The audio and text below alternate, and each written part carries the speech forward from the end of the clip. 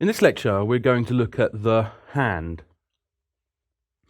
So first of all, we're going to look at the dorsal aspect of the hand, and we'll look at some of the extrinsic extensor tendons that originate from muscles in the forearm and pass on to the dorsal surface of the hand. We'll then look at the anatomical snuff box, which we mentioned in the previous lecture, and we'll also look at the tendinous sheaths. We'll then move on to the palmar aspect and look at the carpal tunnel, where some important flexor tendons from extrinsic muscles pass through. We'll look at numerous compartments within the palmar aspect of the hand. We'll look at the muscles and then the extrinsic flexor tendons. So here we can see the dorsal aspect of the hand. It's the posterior surface. We've got the thumb over on this side, so this is the lateral aspect. And here we have, with the fifth digit, we have the medial aspect. We can see we have the extensor retinaculum here, and we can see that tendons from the extensor muscles in the forearm are passing deep to this structure as they pass into the dorsum of the hand. And this extensor retinaculum is an important thickening of the antebrachial or the forearm deep fascia. It prevents them from bowstringing. It prevents those extrinsic tendons from bowstringing.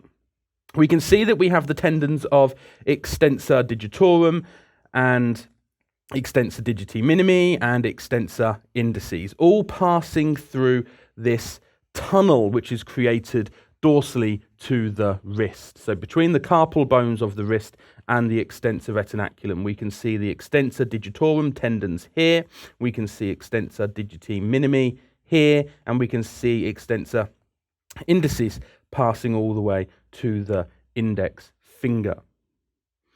Each extensor expansion covers the dorsal aspect of the metacarpals and phalanges. And these extensor expansions are triangular shaped aponeurotic hoods that lie over the dorsal and sides of the metacarpals and phalanges. And it is these that the tendons of extensor digitorum, extensor digiti minimi, and extensor indicis pass to.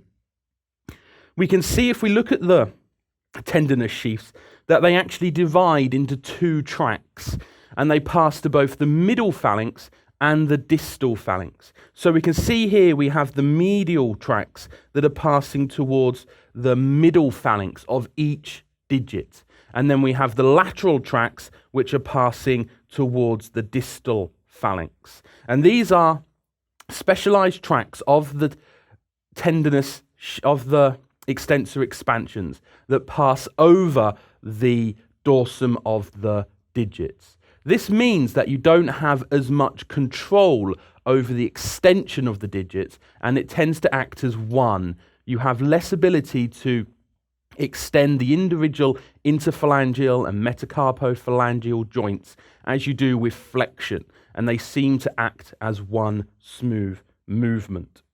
We can see that adjacent tendons from extensor digitorum are joined by some obliquely running interconnections. We have three of them running between the long tendons that are passing towards these extensor expansions. And like I say, this helps to limit the independent extension of the fingers. So it's very difficult just to extend one finger. You either extend them all or you don't.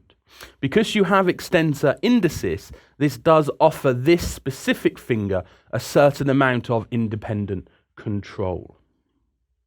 So I mentioned the anatomical snuff box when we spoke about the forearm in the previous lecture, and I just want to talk about it a little bit more here. It's formed by those outcropping deep muscles that come from the extensor compartment of the forearm. And they create, the tendons of these muscles create a shallow depression on the lateral aspect of the hand. So here we can see the thumb, and here we can see we have the anatomical snuff box.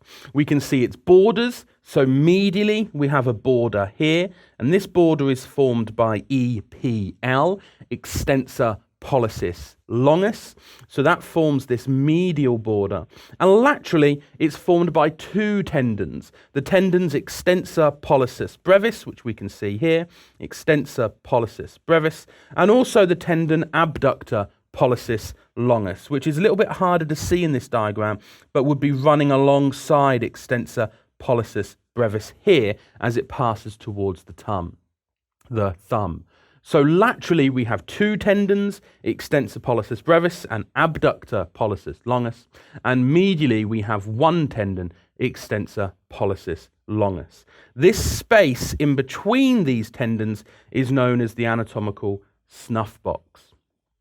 The floor of the snuff box is formed by two carpal bones, and these can be palpated, the scaphoid and the trapezium. These two carpal bones can be palpated, and it contains the radial artery. So when we look at the blood supply to the hand, you'll see that the radial artery runs over this anatomical snuff box. You can also palpate the styloid process from the radius, quite proximally within the space, and the base of the first metacarpal distally within the space. So it's important you recognise the features in the anatomical snuff box, and as the scaphoid bone is prone to fracture, palpation here and eliciting pain could indicate a fracture to this carpal bone. So the anatomical snuff box. Let's look at the tendinous sheaths that I mentioned as the extensor tendons pass through the extensor tunnel, really, running between the carpal bones and the extensor retinaculum. Again, on this slide, on this picture of the hand, we can again see the extensor retinaculum here. We can see the medial aspect down here. We can see the lateral aspect down here with the thumb. Now we can actually clearly see the two tendons that make up the lateral border of the anatomical snuff box, both extensor pollicis brevis here and abductor pollicis longus. So now we can see those two tendons. And what you can recognise is that as these tendons pass deep to the extensor retinaculum, they have within them, they're surrounded by a tendinous sheath. And we can see that here if we look at a section through the wrist. This is going to be the dorsal aspect, and this is going to be the palmar aspect. So we're not really worried about this side for the moment, but we can see we have the skin here, we have the extensor retinaculum running between the skin and these tendons, and these tendons are tightly held against the carpal bones. So we have these tendinous sheaths so that the friction within these osseous tunnels is reduced. They reduce the friction within the osseous tunnels. Here, with some added detail, you can see the plane of the section through the wrist. Here we've got the extensor retinaculum again. And you can see that these tendons are surrounded by an individual tendinous sheath. So as the tendons cross the dorsum of the wrist and they enter the hand, they are covered by these synovial tendon sheaths.